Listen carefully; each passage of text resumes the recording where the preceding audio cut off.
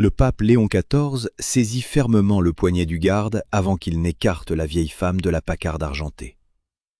Aujourd'hui, nous plongeons dans cette scène mystérieuse où le temps semble s'être arrêté. L'évêque Adrian Bellamy, debout sous les projecteurs d'un hall privé abritant 39 voitures classiques d'une valeur de 12 millions de dollars, resta interdit. La femme tenait une clé en laiton, usée par le temps, portant l'inscription gravée « Pour les trajets du dimanche ». « Votre sainteté !» chuchota Bellamy. « Les collectionneurs arrivent dans 23 minutes. » Mais Léon XIV refusa de le regarder, concentrant son attention sur cet inconnu. Cette femme devait avoir environ 82 ans. Son manteau bleu, bien que brossé avec un soin infini, révélait une doublure réparée à la hâte, avec un fil d'une couleur dépareillée. De sa poche dépassait un ticket de bus en papier, plié et déplié tant de fois qu'il menaçait de se déchirer. « Comment vous appelez-vous » demanda doucement le souverain pontife. « Margaret Hayes » répondit-elle.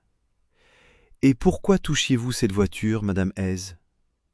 Avant de répondre, Margaret jeta un regard inquiet vers l'évêque. « Mon mari en a fait don à l'église. » L'évêque Bellamy s'interposa alors, mettant en avant que le véhicule avait été offert au diocèse il y a bien longtemps et qu'il appartenait désormais à la prestigieuse collection patrimoniale Saint-Anselme. L'évêque insista sur le fait que Madame Hayes s'était introduite par une zone strictement interdite au public. Baissant les yeux, Margaret laissa retomber la clé métallique. « Je voulais simplement vérifier si elle entrait encore dans la serrure, » murmura-t-elle. Le pape prit délicatement la clé en laiton de sa paume, puis son regard dériva au-delà de la pacarde. Devant lui s'alignaient des Cadillacs rutilantes, 2 Rolls-Royce majestueuses, une sportive italienne rouge sang, une Mercedes noire des années 1930 et une série de cabriolets étincelants sous l'éclairage muséal. Des cordons de velours les isolaient du sol en marbre, flanqués de fiches indiquant des valeurs astronomiques. La moins chère valait plus que la maison de Margaret. Sur le mur du fond, une plaque dorée annonçait solennellement le transfert imminent de la collection, prévu à midi précis, vers une fondation diocésaine nouvellement créée. Le pape jeta un coup d'œil à sa montre, il était 11h38. « Que se passe-t-il exactement à midi ?» s'enquit-il. L'évêque Bellamy mesura ses mots pour répondre qu'un transfert légal allait avoir lieu afin de protéger ces pièces uniques des futures pressions budgétaires et de les préserver pour la postérité. « Protéger de quoi ?» relança le pontife. « De la dispersion pour des besoins temporaires, rétorqua l'évêque. Dans sa poche, Margaret serra nerveusement son ticket de bus déchiré. Léon XIV vit ce geste et lui demanda comment elle était venue. « J'ai pris 2 bus, expliqua-t-elle, puis j'ai dû marcher depuis l'autoroute. »« Pourquoi aucun chauffeur de la paroisse ne vous a-t-il raccompagné ?» Le silence qui suivit fut glacial. C'est ici que nous commençons à percevoir les véritables priorités de l'évêché. Le pape fixa Bellamy, dont le visage demeura de marbre alors que son pouce frottait nerveusement son anneau épiscopal. « Le service de transport des aînés a été supprimé l'hiver dernier, » finit par avouer l'évêque, « car il n'était plus viable financièrement. » Margaret tenta de calmer le jeu en disant qu'elle ne voulait pas faire d'histoire, mais le pape, lui rendant sa clé, répliqua que le scandale était déjà bien réel. Il franchit le cordon et toucha le capot froid de la pacarde. La cire de la carrosserie était encore fraîche. « Verrouillez toutes les issues !»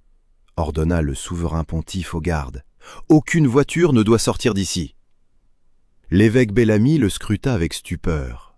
Les riches collectionneurs devaient arriver dans 20 minutes et les actes de cession juridique étaient prêts. Pourtant, le pape Léon XIV venait de confisquer ce trésor que l'évêque pensait intouchable. Adrian Bellamy s'était bâti une réputation de gestionnaire modèle, épongeant les dettes, restaurant les édifices et séduisant les donateurs fortunés. Il maîtrisait chaque chiffre, sans jamais élever la voix, convaincu que l'Église ne pouvait aider personne sans protéger son patrimoine. Cette maxime était devenue son armure. Dans le petit bureau adjacent au hall d'exposition, Bellamy ouvrit 3 classeurs pour en présenter le contenu au pape. Il expliqua que cette collection avait débuté par de simples dons de véhicules, certains ayant été restaurés grâce à des fonds non affectés, d'autres achetés à des prix avantageux avant de prendre de la valeur. Ce n'est pas ma collection personnelle, insista-t-il. Je la gère pour le compte du diocèse. Les conduisez-vous ? S'enquit le pontife. Uniquement pour l'entretien réglementaire, répondit-il. Et les pauvres ? Demanda alors Léon XIV. Bellamy marqua un temps d'arrêt. Ce sont des pièces historiques, très Saint-Père, elles ne conviennent pas à un transport ordinaire. Le pape feuilleta le premier classeur. Les documents financiers se révélaient irréprochables. Chaque voiture appartenait légalement à une entité diocésaine. Chaque restauration avait reçu l'aval d'un comité et chaque dépense était dûment signée. Aucun pot de vin, aucun garage secret sous une villa luxueuse, rien qui ne s'apparente à un délit ordinaire. Et c'est précisément ce qui rendait cette vérité si révoltante. L'évêque n'avait pas dissimulé ses véhicules. Il avait simplement convaincu son entourage de qualifier cette folie de ministère pastoral. C'est alors qu'un comptable entra avec les papiers de cession prévus pour midi. Le pape jeta à nouveau un regard inquiet vers l'horloge. Il était 11h44 lorsqu'il tourna la dernière page du budget de transport des personnes âgées. Le service d'aide Saint-Christophe avait desservi 7 paroisses pour un coût annuel de 186 000 $, un montant jugé insoutenable par Bellamy pour justifier sa fermeture. Pourtant, cette même année, le diocèse avait englouti 1 800 000 $ pour rénover 3 voitures. L'évêque ne contesta pas ces chiffres, prétextant que ces fonds étaient affectés par des donateurs précis. Le pape pointa alors le document du doigt. « Et l'argent pour l'entretien des camionnettes d'aînés ? Du budget de fonctionnement général. Ainsi l'argent était protégé, mais pas les fidèles. »« Cette présentation est injuste, » se défendit fermement Bellamy. Dehors, Margaret attendait, contemplative, les yeux fixés sur sa clé en laiton. En observant de plus près les registres de restauration de la Pacarde, le pape découvrit, dissimulée sous des factures récentes, une vieille fiche d'entretien maculée de graisse. L'écriture était effacée, mais le titre restait lisible, « Voiture du dimanche de Saint-Christophe ». En dessous figuraient 14 noms et des horaires de passage précis.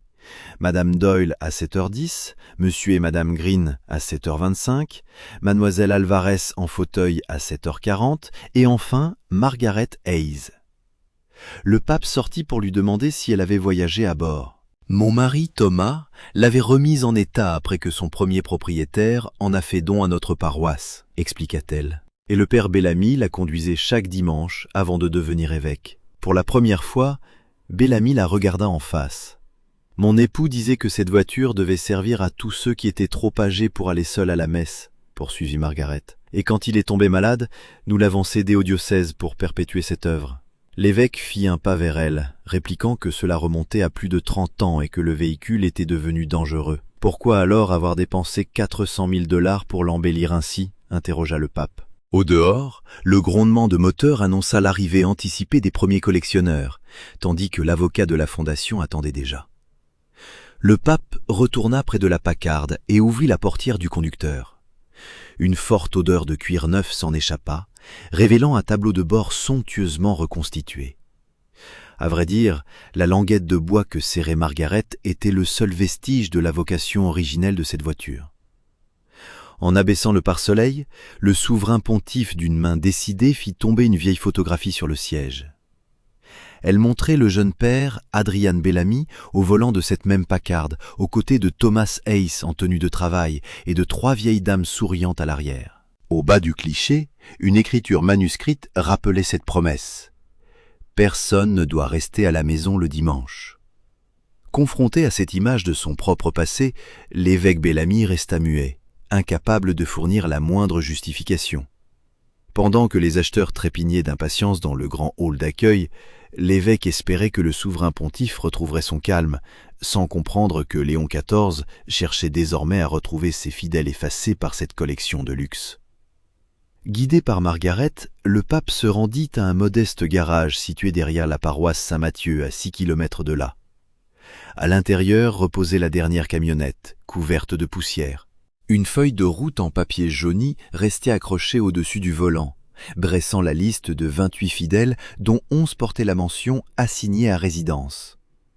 Effleurant sans l'ouvrir la portière du passager, Margaret murmura qu'elle espérait voir le service reprendre au printemps.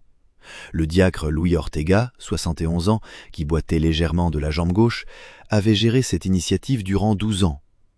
Après l'arrêt brutal des subventions, il avait continué de transporter bénévolement 3 personnes dans sa propre camionnette. Il montra au pape une boîte remplie de clés inutilisées, témoin de la perte subite de transport pour 7 paroisses en une seule semaine. Là où Bellamy parlait froidement de consolidation, les paroissiens n'y voyaient qu'une condamnation à l'isolement. C'est à cet instant précis que la réalité humaine de cette affaire éclate au grand jour. Margaret avait déjà manqué 11 messes.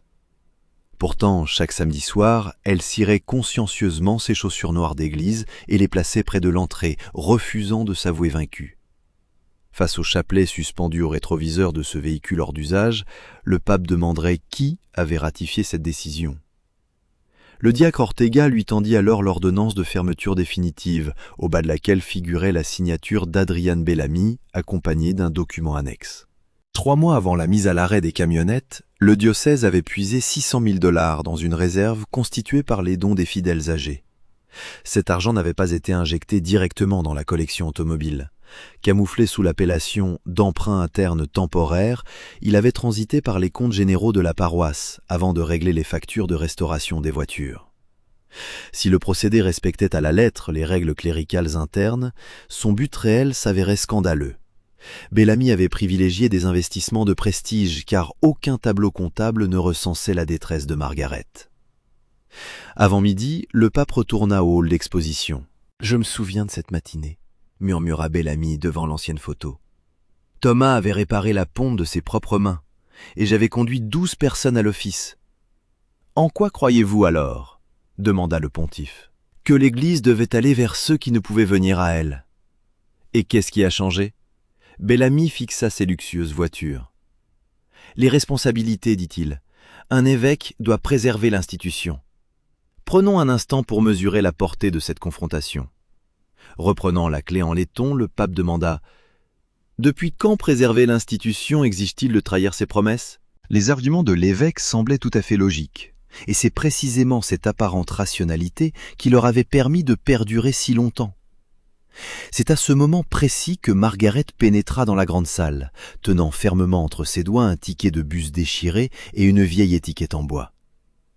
Bellamy s'avança immédiatement vers elle, murmurant qu'il n'avait jamais voulu qu'on lui fasse du mal. Margaret fixa la rutilante Packard avant de répondre sobrement qu'elle le savait. L'évêque crut un instant déceler un soulagement, mais elle ajouta aussitôt que les gens attendaient toujours dehors. Le pape Léon posa alors la vieille photographie sur le pare-brise de la voiture et ordonna de retirer immédiatement les documents officiels de la salle des signatures. D'un ton sans réplique, le souverain pontife exigea que l'on ouvre grand les portes principales et que l'on retire immédiatement les cordons de velours rouge. Il se tourna ensuite vers le diacre Louis pour lui donner une directive claire. « Amenez ici chaque personne dont le nom figure encore sur cette feuille de route. » À l'horloge de la salle, les aiguilles affichaient 11h57, à peine 3 minutes avant l'heure fatidique du transfert. Alors que l'évêque tendait la main vers les contrats, le pape Léon les recouvrit fermement de la sienne en déclarant que personne ne signerait. Dehors, les riches collectionneurs commençaient à s'attrouper, tandis qu'à l'intérieur, on tentait de démarrer un vieux fourgon avec des câbles de démarrage. Sous l'écriteau doré fixant le destin de la collection, la table de signature restait pourtant désespérément vide, dépouillée de ses précieux contrats. Les avocats et les riches acheteurs attendaient près de leurs véhicules de luxe, flanqués d'une chorale locale dont les livrets de chant demeuraient fermés. Soudain, les portes latérales s'ouvrirent en grand et le diacre Louis fit entrer le vieux fourgon poussif au moteur tremblant et à la carrosserie délavée. Sa valeur marchande n'atteignait même pas celle d'un seul pneu de la voiture de sport rouge garée juste à côté. Margaret était assise à l'avant, suivie de 6 fidèles âgés, dont 2 s'appuyaient sur des déambulateurs et un autre serrait une bouteille d'oxygène entre ses genoux. Parmi les passagers se trouvait Ruth, une femme de 90 ans qui serrait contre elle un vieux missel enveloppé dans un torchon pour en protéger la couverture. 3 autres véhicules arrivèrent bientôt, bondés de personnes inscrites sur la fameuse feuille de route. Le pape Léon s'avança calmement au centre de la salle, sans chercher à chasser les acheteurs potentiels, car il avait cruellement besoin de témoins. À côté de la Packard, l'évêque Bellamy se tenait droit dans sa tenue noire d'apparat, ayant retrouvé son calme après des années passées à masquer ses émotions. Brandissant l'étiquette en bois sur laquelle on pouvait lire Pour les trajets du dimanche, le pape posa une question cinglante. Qui cette collection protégeait-elle vraiment? L'évêque répliqua avec sa formule favorite, affirmant que l'Église ne pouvait aider personne si elle ne protégeait pas ses propres biens. Le pape Léon acquiesça doucement avant de désigner le vieux fourgon du doigt, demandant si ce véhicule n'était pas lui aussi un bien précieux. Bellamy le scruta, le jugeant obsolète, mais le pape pointa alors Margaret du doigt, demandant si elle aussi n'était pas un atout. Face au trouble de l'évêque, qui bafouilla que ce n'était pas son intention, le pape rétorqua que c'était pourtant le sens exact de ses décisions. Il installa ensuite la vieille photo sur le présentoir de la Packard, poussant les acheteurs curieux à s'approcher pour y découvrir un jeune prêtre nommé Thomas Hayes. Sur ce cliché poussiéreux, les acheteurs observèrent les silhouettes des paroissiennes âgées, assises à l'arrière du véhicule.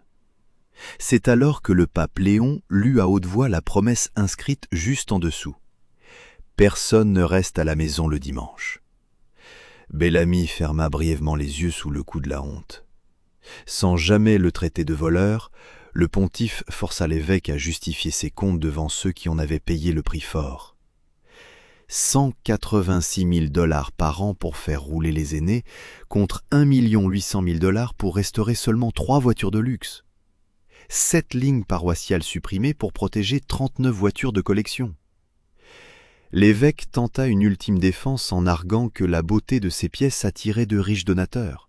Soudain, un acheteur installé au premier rang abaissa lentement son catalogue de vente sous le regard inquisiteur du pape Léon, qui lui demanda s'il aurait vraiment refusé de leur venir en aide. L'homme observa Margaret, puis la bouteille d'oxygène dans le fourgon, avant d'avouer d'un filet de voix qu'il ne l'aurait pas fait.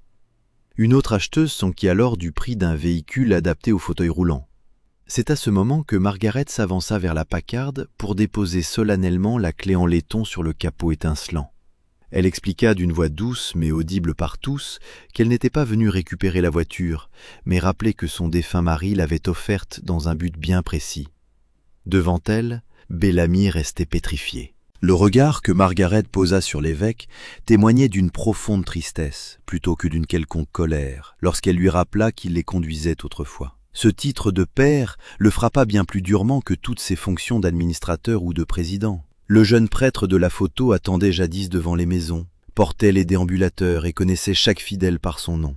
Bellamy esquissa un geste vers la Packard, mais retira sa main avant même de l'effleurer. Le pape prit alors la parole pour affirmer que cette femme n'attendait pas des excuses destinées à sauver sa dignité, mais le respect des engagements pris. Le souverain pontife plaça immédiatement la collection sous tutelle indépendante. La signature officielle prévue à midi fut purement et simplement annulée sur le champ. Bellamy fut démis de toute autorité financière le temps que l'enquête interne sur les comptes de la fondation soit bouclée. 38 des voitures de luxe allaient être vendues lors d'une grande vente aux enchères caritatives, sans qu'un seul dollar ne retourne au budget de prestige de l'évêché. Les bénéfices serviraient à créer les Chemins de la Miséricorde, un service permanent d'aide à la mobilité et de soins à domicile pour les fidèles isolés. L'argent permettrait d'acquérir immédiatement 12 fourgons équipés et de financer 3 cliniques mobiles pour les zones rurales, avec un fonds de réserve pour assurer leur entretien à long terme. Le sort de la 39e voiture, la célèbre Packard, fut ensuite révélé par le pape lui-même, devant une assemblée stupéfaite. Vous et moi pouvons imaginer le choc quand il annonça que cette merveille mécanique ne finirait pas au musée, mais sur les routes pour véhiculer les aînés. Des mécaniciens retraités en assureraient l'entretien, et la clé garderait son étiquette de bois. Quand Bellamy demanda qui allait conduire l'engin, le pape lui tendit la feuille de route en disant « Vous allez commencer ». Face au murmure, le pape rappela qu'obliger une vieille dame à prendre 2 bus pour demander pourquoi l'Église l'avait oubliée était la vraie humiliation. Le pape conclut en affirmant que le service désintéressé est le seul chemin menant de la vérité au repentir. Bellamy baissa les yeux et lut à voix haute le premier nom de la liste, Ruth Donnelly. La vieille dame de 90 ans leva timidement la main, comme une écolière indisciplinée. Sans prononcer un mot, l'évêque s'approcha d'elle, prit délicatement son déambulateur pour le ranger dans le coffre spacieux de la Packard, puis lui ouvrit la portière arrière sous le regard médusé des acheteurs. Avant de s'installer au volant, Bellamy se tourna vers Margaret pour confesser qu'il avait mémorisé la valeur marchande du véhicule tout en oubliant totalement le sens profond du voyage. « Margaret lui conseilla alors de conduire avec la plus grande prudence, car Ruth s'effrayait facilement dans les virages serrés. Abandonnant son répertoire solennel, la chorale entonna alors un cantique traditionnel que Margaret connaissait sur le bout des doigts. Pendant que le pape Léon décrochait l'écriteau doré annonçant le transfert des œuvres, le diacre Louis le remplaçait par la vieille feuille de route poussiéreuse. Chaque bolide reçut une fiche détaillant l'action sociale que sa vente allait financer, à commencer par la voiture de sport rouge estimée à plus de 2 millions de dollars.